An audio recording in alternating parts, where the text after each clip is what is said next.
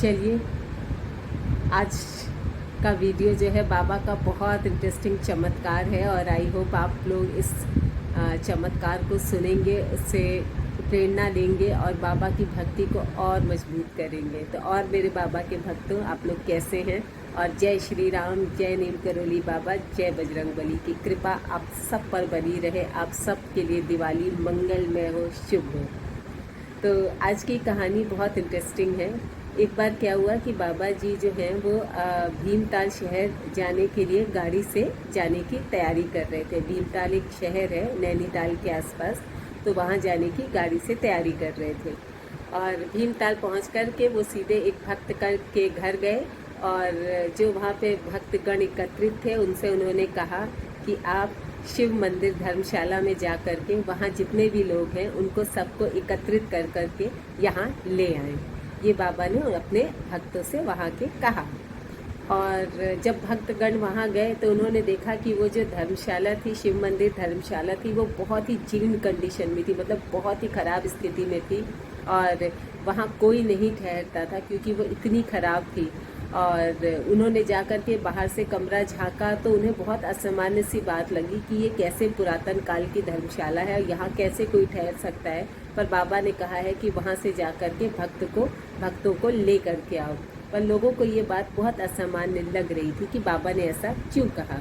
और उन्होंने वहाँ जाकर के दरवाजे को बहुत ज़ोर ज़ोर से खटखटाया, बहुत आवाज़ें लगाईं, लेकिन अंदर से कोई आवाज़ नहीं आई और वो लोग खाली हाथ लौट आए। और उन्होंने महाराज जी से कहा कि भाई यहाँ तो कोई रहता नहीं, ये धर्मशाला तो खाली है, लौट आए। खैर फिर बाबा अपने दूसरे भक्त के पास गए, वहाँ भी जा कर के उन्होंने यही हिदायत दी कि वहाँ जो रहते हैं शिव मंदिर धर्मशाला में, वहाँ से लोगों को एकत्रित करके ले आए। तो दोनों जगह बाबा दो भक्तों से मिले अपने, और जो भी और भी भक्त वहाँ एकत्रित होते थे उनसे मिलने के लिए सबसे उन्होंने यही कहा कि शिव मंदिर धर्मशाला में लोगों को एकत्रित करके यहाँ ले करके आए। पर बाबा की हिदायत थी, पूरी तो करनी थी। तो वहाँ जाकर के भक्तों ने दरवाज़ा खटखटाया, जब कोई आवाज़ नहीं आई तो उन्होंने हंगामा खड़ा कर दिया कि भाई, क्योंकि उन्हें पता था कि बाबा ने बोला है तो कुछ ना कुछ तो ज़रूर होगा। तो वहाँ जाके हंगामा खड़ा कर दिया। जब इतना शोरगुल सुना, इतना हंगामा सुना, तो अंदर से एक वृद्ध व्यक्ति बाहर निकल कर के आया। और उस वृद्ध व्यक्ति ने, जो बाबा के भक्त थे, जो बोले थे कि वहाँ से लेकर के आओ सबको, उस वृद्ध व्यक्ति ने कहा कि आप लोग वापस लौट जाओ और यहाँ कोई नहीं है और यहाँ से हम नहीं जाएंगे। अब बाबा की आज्ञा थी, पर भक्तों ने कहा कि नहीं, तुम्हें तो चलना पड़ेगा क्योंकि बाबा ने हमें हिदायत दी है कि सबको जो भी है यहाँ पे उसको ले कर के आए। पर उस वृद्ध व्यक्ति ने कहा कि नहीं, वो यहाँ से नहीं जाएगा और आप लोग भी यहाँ से चले जाओ। लेकिन भक्त तो भक्त ही हैं। तो वहाँ पे साथ में वृद्ध व्यक्ति के साथ उसकी एक पत्नी भी रहती थी और भक्त लोग ज़बरदस्ती किसी तरह से उन वृद्ध महिला और व्यक्ति को ले करके बाबा के पास पहुँच गए। और महाराज जी ने देखते ही उन दंपत्ति के ऊपर इतनी तेज गुस्सा किया, इतनी फटकार लगाई कि तुम्हें क्या लगता है कि भूखा रह करके तुम ईश्वर को डरा लोगे?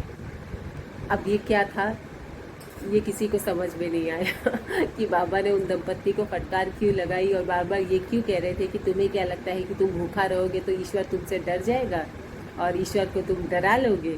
ऐसा नहीं है। जो भगवान है वो अपने भक्तों को इतनी आसानी से मरने नहीं देता। तो उन्होंने कहा कि बाज़ार से पूड़ियाँ मंगाओ, सब्जी मंगाओ और इन दंपत्ति को खिलाओ। लेकिन उन दंपत्ति दोनों ने खाने से इनकार कर दिया।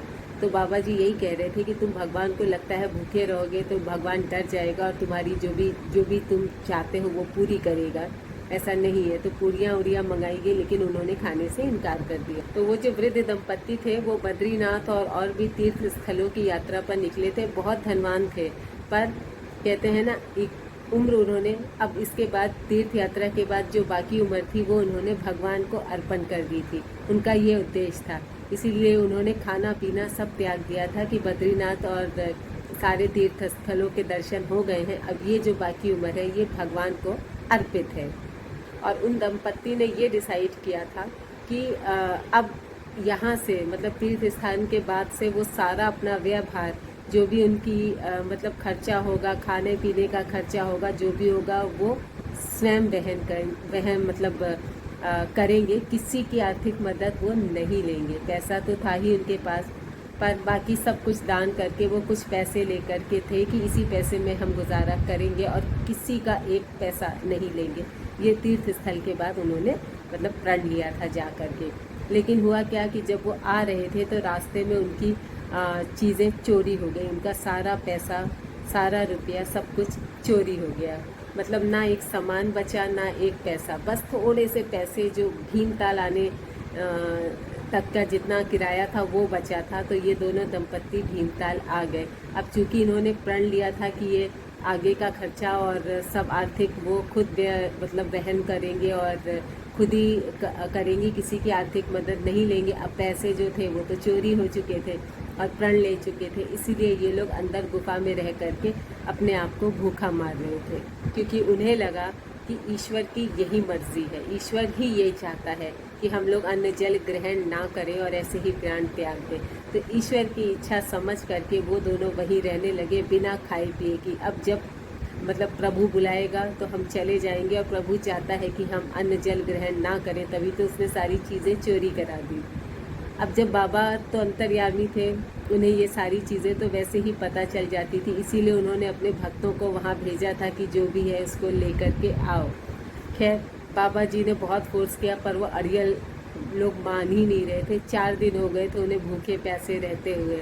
लेकिन बाबा ने कहा कि भाई तुम ये मान रहे हो ना कि ईश्वर यही चाहता है, कि ईश्वर ने ही तुम्हारे सारी चीज़ें मतलब चोरी कर दी और ईश्वर चाहता है कि तुम ऐसे ही मरो। भाई उसी ईश्वर ने ही मुझे तुम्हारी सहायता के लिए भेजा है।